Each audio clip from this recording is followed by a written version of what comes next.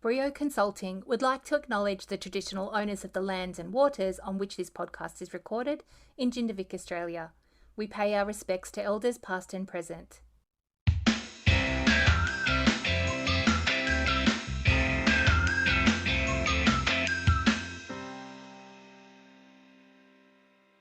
Hello and welcome to this episode of the Bright Sparks podcast.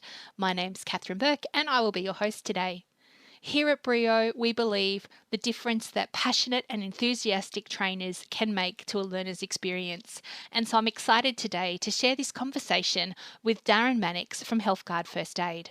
Darren has been training in the emergency services and first aid for more than 25 years and is a passionate advocate for first responder training.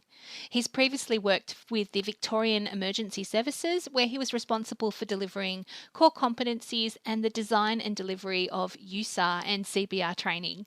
Like so many of us working in this industry, he found his passion for training and first aid through unexpected life events, all of which have helped develop a delivery style that is enthusiastic and which focuses on making what many see as a mandatory annual training requirement more meaningful, positive, practical and fun. Darren has great insights into what it means to be human and to work as a trainer, whether you are new to the role or very experienced. Thank you for joining the podcast today. So to start with, did you just want to talk a bit about yourself? Not too exciting, but I've been involved in the training industry for over 25 years now. And, I do believe I'm pretty good at what I do. I know I always contribute to the people I've been involved with over my journey who've really helped me make the trainer I am today. And then also within the training industry, I've been involved with some pretty exciting programs under the counter-terrorism funding.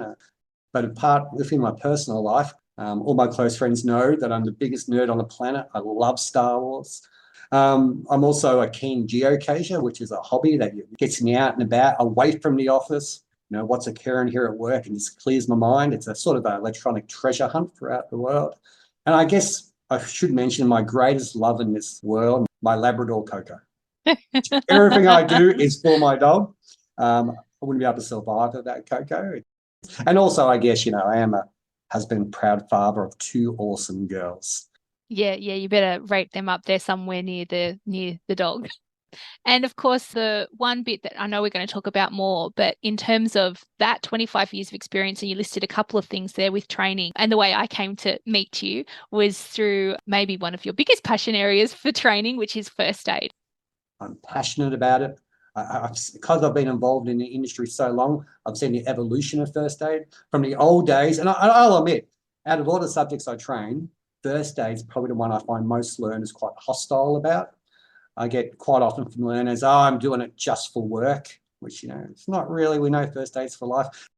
Back in the days where a first aid course was multiple days, and when it comes down to it, it was more of what we call, which Healthguard, the company I worked for, we call pretty aid, not first aid. And I remember a poor learner would have to sit with me for multiple days and go through so many subjects. And then I'd have to say to that learner, I'm so sorry, I can't reward you a level 2 senior first aid certificate yet because your hemorrhage control measures were inadequate. And I remember saying that your bandage, which was a part of the assessment criteria, didn't have a 1/3 overlap in appearance and it was the wrong type of knot. That's just ridiculous. And now I'm so happy within the industry, we promote and talk about any attempt at the protection, preservation, and maintenance of a person's better than none. We know if they grab a tea towel, a handkerchief, a scarf, a jacket, a cloth, and they apply direct firm pressure and it minimizes fluid loss, bang, that's your first aid. So I'm so happy we've gone from this, make it look good and go for every possible subject to now to, make it effective and don't bore the person. And we know 95% of all first aid's common sense anyway. And the other 5% is things that, we need to endorse. We need to make sure it happens. But yeah, first aid's come a long way within my time. First aid, not pretty aid. That's it. I love that. I say that every single day. It's the slogan of Healthguard First Aid. So to have those sessions shortened, dynamic, interactive, hands-on, let them do all the reading beforehand. Let them get them all the base information. Let's keep the sessions exciting, interactive, so they do learn. Very true. So how did you end up being a trainer in this first aid community space? Well, it's not something I ever imagined I would ever do. I had no passion for public speaking. I think I was 9 or 10 years old. I came home one day and found a close family member receiving CPR from another family member. And I remember before that point, I really had no knowledge of CPR, first aid. I was just a young kid enjoying life. And I remember being so stunned watching this family member carry out the action of CPR. And obviously I was devastated by the loss of this family member, but it just fascinated me, the action of that CPR and what was occurring. And funny enough, that person who was performing CPR was my very first mentor within first aid training, who was the one who encouraged me many years later as an adult to get into the industry. So it's funny how some things work out. And I also remember as a teenager, I saw an accident. It was a young girl, unfortunately, who was involved in a boating accident. And I remember also being horrified for the girl's accident and terrified by the situation. But I remember watching people coming together. I remember watching the arrival of the emergency services. I remember watching them package and support this young girl. And also at that time going, wow, that's fascinating, but not something I was ever interested in. It all came about quite strange. I was working in an industry. I had been in this industry for quite a long time. And unfortunately, during my time in the industry, I'd received quite a severe accident, which prevented me from working. I had to have 2 years off work. There was lots of physio and other medical. One of my family members approached me who just purchased a first aid company. He knew of my previous job and had experience with CPR and a few other medical events, and just said, hey, are you interested? I initially said no. I had this fear. No way could I ever speak in front of people. And he made a deal. He said, hey, we've got a course tomorrow. I really think you'd be good at it. I said, I don't think I would be. I really don't. And he said, I've seen you at parties, family events. He goes, you place yourself in the center of that room and you always want to be the center of attention. I said, it's you. He said, do me a favor, come along to this one session, watch what I do, and then from there we'll make a decision. And I remember it was a bunch of security guards he was teaching first aid to. And it was something about it that just made me click. I'd had no job in my life so far that I went, this is awesome. To see learners going with no skill and no capability to leave them with that knowledge just fired something up into me. And I said, this is it. I said, whatever you want me to do, whatever you need me to do, I'm going to do it. If I can have a person come into a room and leave with that and do something for their community, I said, yep, this is me. And it has been me since that day onwards. So over 25 years now. Wow, there you go. It's interesting the number of people you speak to when you ask how did you end up in our kind of work, and the number of people who did have that kind of one or more triggering incidents that really, really, stuck in their mind that led them to think about being part of that response and making situations better. I also know that you did a stint with Victorian Emergency Services. How did you end up into there? One day I was training a group of CFA SES members. There was one particular gentleman sitting in the back who said he's from the management of State Emergency Service and he was heading up a new program and he wished to talk to me afterwards. And it was quite weird to have somebody approach me and say, the reason I'm here today is I've heard about your reputation. Like I'd only been trained in first aid, I think, at this stage, 3.5 years. And I had somebody, it was the first time in my life, somebody approached me and said, I'm here today to watch you train. I've heard about a reputation. I don't know, is that good or is that bad? To see if you'd be perfect for this program. Unfortunately, due to the events of 9/11 in America and the increase in malicious white powder situations in Australia, and with Australia being rewarded the Commonwealth Games, the Australian government rewarded the Victorian government a large amount of money for counter-terrorism to try and counteract some of these situations. And I was lucky enough to get a job with amazing people and amazing training props. One of the things we had to talk about was a subject called USAR. And if you think of 9/11 and those devastating pictures afterwards of all the buildings collapsing in piles, we had an opportunity to build those simulated sites. It was just an amazing time, Kath. It was a horrible subject matter, but the training props and the team was amazing. We had these throughout Victoria at certain CFA training grounds. We built and constructed at very high cost structural collapse sites. We had cars, we had buses, we had multi-story structures that we just build and push over. We had smoke machines, audio, video. In some of the training props, we even had tunnels placed within the rubble pile where we could place volunteers who could reenact people crying for assistance. And it's that high fidelity training is one of those events that lots of people who do participate in that training remember.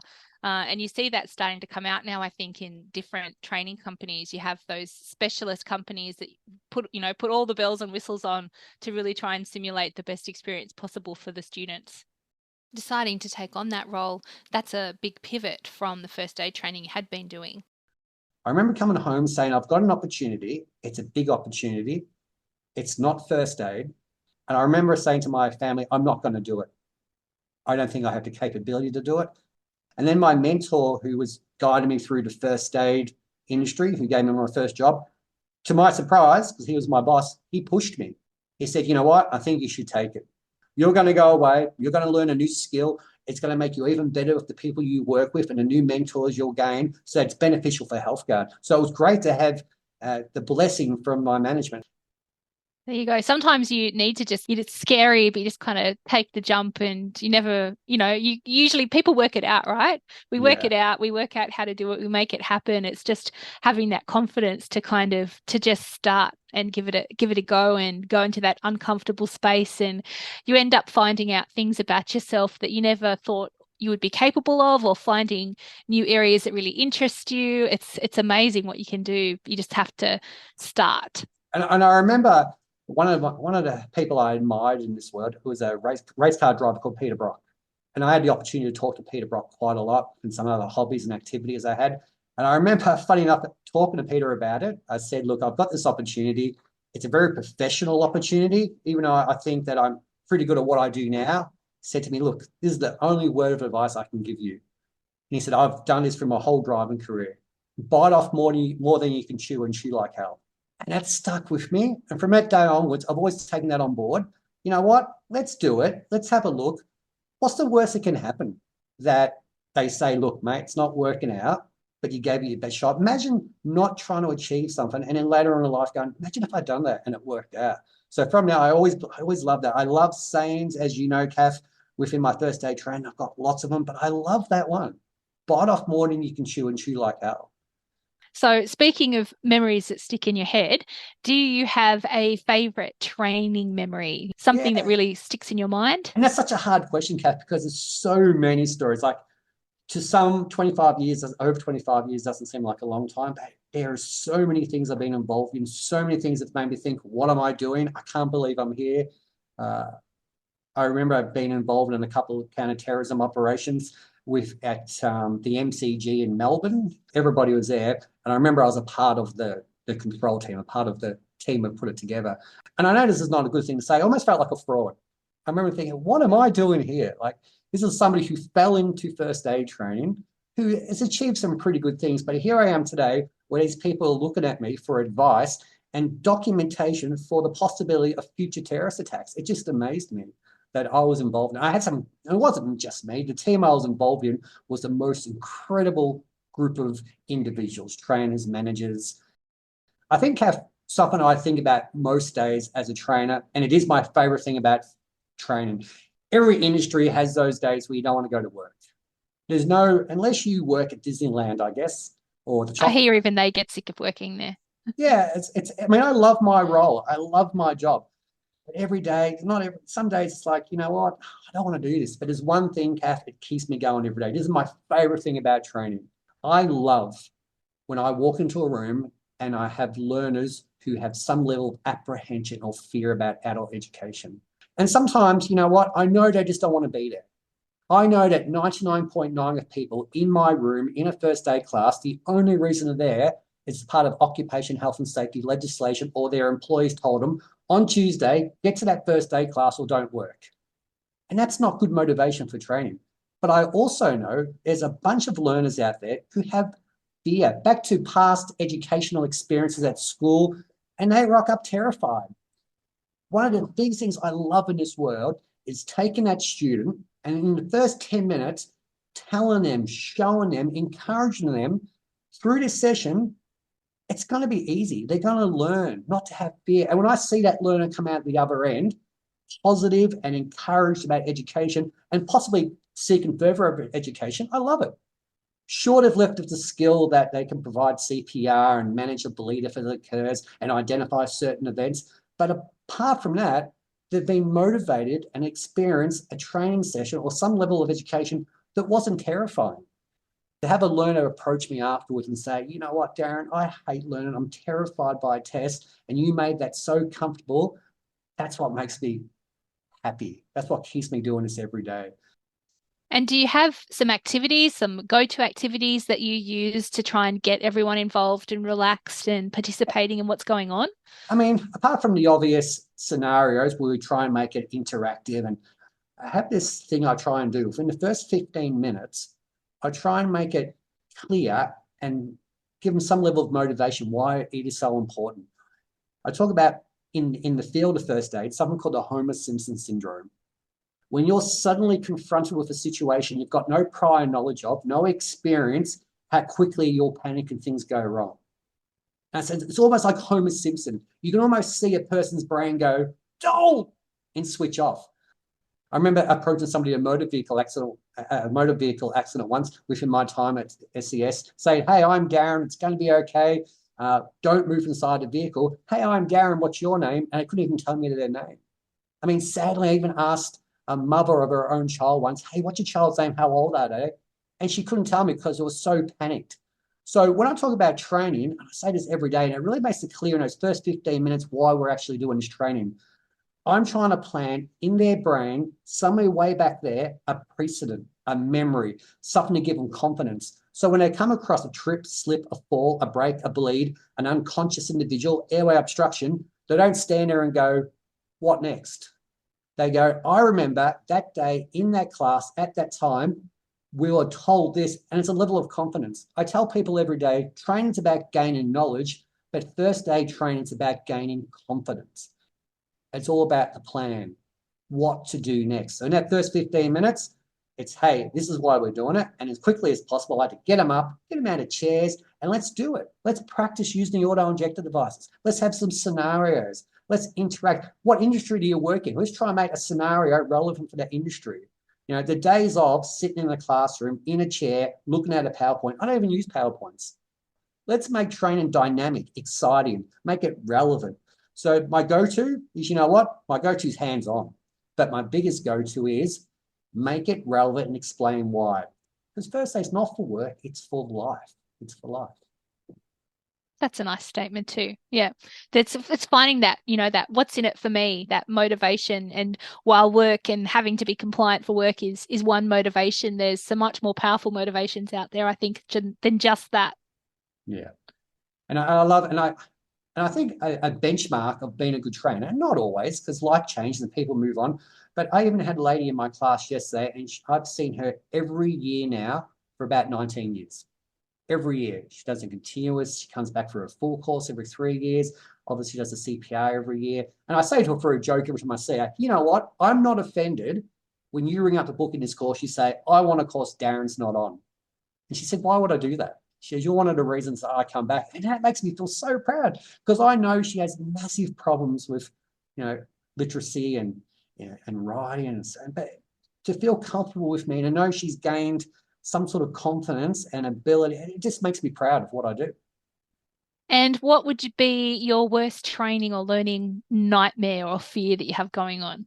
And this is such a hard question, Kath. I know, and you asked me about this the other day, and there's so many fears involved in training, and most of them never occur. I remember this is like something I think about all the time, and I'm usually the opposite. I often think, what if I ran out of information? What if it's a 4-hour training session, a 6-hour training session, whatever it may be, and I'm halfway through and I go, I'm out of information. That never happens. I'm quite the opposite. I'm usually, oh man, I need to wrap this up. Like it's getting towards the end. I haven't finished yet. But that's one of my fears is, stand there. And I guess this is a really funny one. And it may make me sound arrogant, I guess, in some ways. I'm always fearful that the learners, the people I'm presented to, see me as like a goose, like not doing a good job. And I know that's such a silly fear to have. But I think every trainer somehow has that fear, really. You're in front of a group of people, you're doing your best to present, and you can't please everybody. And I often tell new trainers this, and I've had the opportunity over the years to mentor some trainers, and it's something I'm passionate about as well. And I would say, you know what? You can only do the best you can do, and you're never going to please everybody. But even now saying it, I find it sometimes hard to do it myself. That's my greatest fear, I guess, is people going, what's wrong with that guy? He was a terrible trainer. But I guess everybody has different opinions and you can't please everybody. Don't let negative feedback crush it. I mean, if the feedback is relevant, if the feedback is, hey, the trainer spent a lot of time taking notes, reading notes from his phone, the trainer spent most time looking at the PowerPoint with his back turned, that's something you can identify and move on from. It's something you can learn from. That's constructive, criticism. That's great. And even after 20 something years of training, it's still one of those human things that, you are so passionate and you want to do a good job. And you really do worry, that you don't get that, that you haven't been doing a good job. And even after 20 years of experience and knowing all the ticks and trips and everything else you can do, it can still be less than perfect, and that's got to be okay. So that's true. And that amazes me. You and I were talking before we actually started recording today, Kath, and we had a conversation about this. And that hearing you say that amazes me, because in my eyes, what you do is incredible. You're the benchmark for what you do in your industry. And to hear even you have fears makes me feel better. Because I look at people like you and go, no way is she, because everything you do is so calm, cool, and collected and professional. And it makes me feel better to hear you say that, Kath. And anytime I mentor learners, new trainers, I say that. I say, you know what? Don't say, I'm going to be Darren. I'm going to do what Darren does. Or I'm going to do what Michael does. I'm going to do what Graham does. Take what they're doing, learn from it, but don't try and be them, which is really important.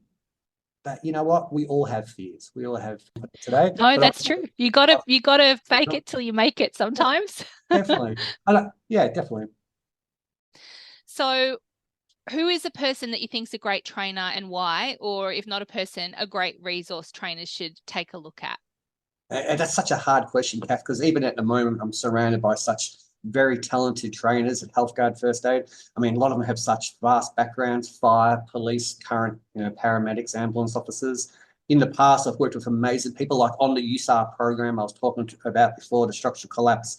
One of the staff members actually took part within the Threadbow chalet collapse, and his knowledge about structural collapse rescue was just outstanding. It's very hard to pinpoint one particular person. Obviously, due to the subjects I've trained over the years, I've had situational experts.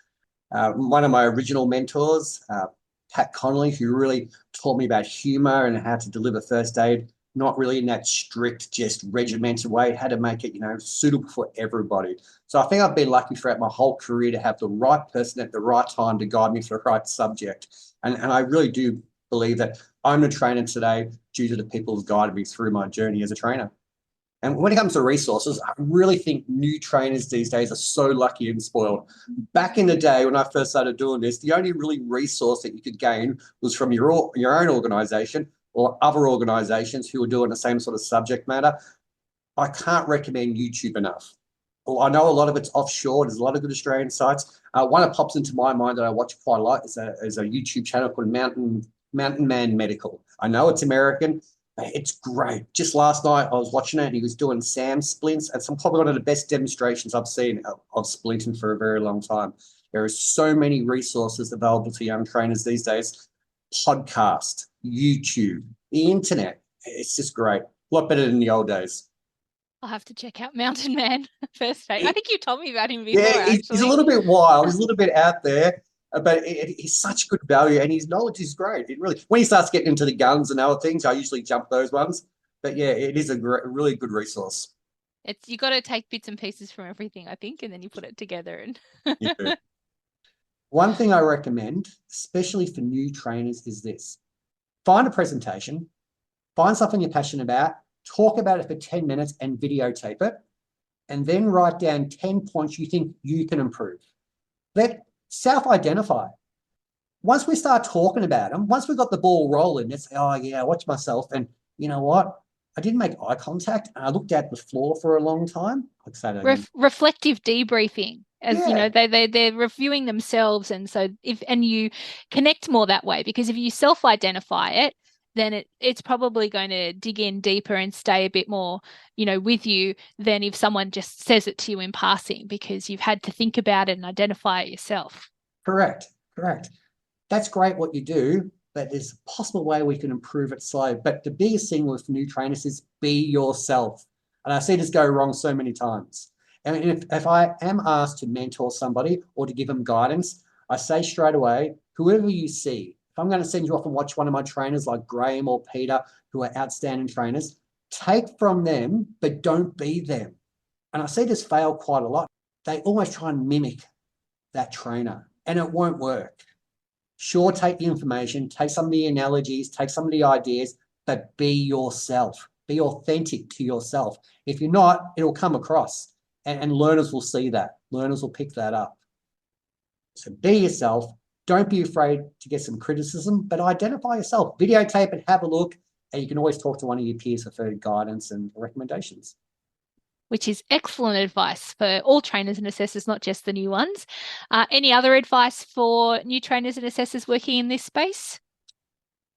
Don't be afraid to research. I spend a lot of time on YouTube, even going to other first aid classes myself. I find if you are in the industry for a long time, you get into the same routine because training is a performance. It's a start, an introduction, a progressive work through information, and sometimes you get stuck in that rut. Don't be afraid to go watch another trainer and say, hey, you know what? That's a good way to do that. I might change that up slightly. There's always room for improvement and to make things a little bit better. And so you don't get bored yourself. Yeah, and that's one of the hard. I said somebody the other day, I said, I've been doing training so long now. Sure, I'm in the moment. Sure, I'm talking. Sure, I'm facilitating. But I know it so well now. It is like a script. It's like a well-rehearsed dance routine. And I can be thinking in my head, on the way home tonight, I'm going to drop in, get milk, get bread. I better swing by and get petrol. But I'm still training, but I just know it. So change things up. Keep it interesting. Change it up. Research, and don't be afraid to try different things. The one thing I really do like about first aid training in particular, and other training, in the wider industry, is that if you do get to work with lots of different clients, you get this insight and this opportunity to understand more about so many different types of organizations and how things run and issues that affect them. Just from a first aid perspective, you think about, there's schools and childcare centres and fitness centres and construction sites in so many different industries, and you start to while you're teaching first aid, but you're also still picking up this extra learning and information about all these other different bits of how the world works and, what issues affect them. And it really, I feel like then as a trainer, it's a give and a take. So, they get their key first aid things, but at the same time, I get that little glimmer of information that I tuck away for the next time I have to work with an early childhood centre, or the next time you have to go and talk to that different agency. And that's really valuable too, I think. I couldn't agree more, Kath. And I often ask industries I have lack of knowledge in, I say, has there been a first aid event? What some of the main industry, incidents may occur? But what happens here? I love knowledge. I love to learn. And I often say to people, if I don't understand a certain subject or a process, I won't say I'll go learn it. I'll read it. I'll look. I'll watch a YouTube video, and I love that. Yeah, I love going to certain industries I've never been before, but also taking the experience from one childcare facility where things probably weren't managed so well. Take that, think about how it could be managed better, and take it to the next child facility or aged care facility and things like that. Anything else you'd like to share before we wrap it up? Yeah, I just want to thank you for your time today. It's really made me think about things I haven't thought about for a long time, and I've really enjoyed it. No, thank you very much. One thing I do want to leave you and your listeners with is something I finish every first aid course with that I do. I always remind people about the great words of Benjamin Franklin, and it's quite relevant to first aid. Remember, fail to prepare, prepare to fail. Be prepared. There's no point having all the gear and no idea. Get the training. There's also there's no point having all the ideas and no gear. It's so important. I have a lot of people say to me, yeah, if it's going to happen. It's not if, it's when. It's going to happen. So make sure you're prepared for that situation. Always look after yourself. If you can't look after yourself, look after one another. Stay safe. Thanks for your time today, Kath. Thanks, Darren. Thanks for tuning in. If something has sparked your interest and you want to dive deeper, you can click on the show notes or access all of our contact details from our website, www.brioconsulting.com.au, or find us on our socials. And remember, it's not just about inspiring ideas, it's about making ideas happen. Take a minute to reflect, take something away from this episode to find out more about or to try yourself. And don't forget, we love to hear about aha moments and how you have taken action.